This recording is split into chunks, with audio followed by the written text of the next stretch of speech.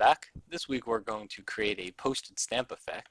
This works out great for video tutorials because there's a few steps in it that tend to trip people up. So let's follow along and see what we create here. First I'm going to select the rectangle shape tool. I'm going to click the paths button in the options bar. This is going to tell Photoshop that I only want to create a path and I don't want to actually fill the shape with any pixels yet. Now that I have a path, I need to fill it. So I'm going to create a new layer. I'm going to select my foreground color to white. I'm going to move over to the Paths palette, click on my path here, and I'm going to click the button at the bottom of the palette that says Fill Path with Foreground Color. Now if you look back to your Layers palette, it filled the layer that was selected when we left the Layers palette with the foreground color. Okay, so next thing we need to do is actually create the small white cutout circles that follow around the edge of a postage stamp. I'm going to use the eraser tool for this. I'm going to click F5 to open up the brushes palette and select the brush tip shape options.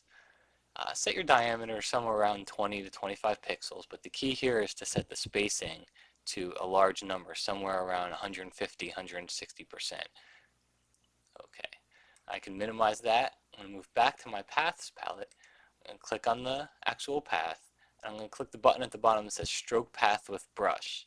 This is going to stroke the rectangle path with the eraser brush that we just created. So there's going to be some small circles that are going to be produced around the actual path, but it's going to erase them out of the actual shape. So if I click that, you'll see now we have a posted stamp. Now some finishing effects. You can add any art to the actual postage stamp that you'd like. You can also add any type that you'd like to it here, just so you know there's nothing funny going on. I just have several type layers, God Bless America, usual 37-cent USA. And finally, you might want to add a drop shadow layer style to the postage stamp here, just to give it a little bit of depth. And there you have it. If you have any questions, feel free to email me at extremephotoshop@yahoo.com, and I'll see you next week. Thanks.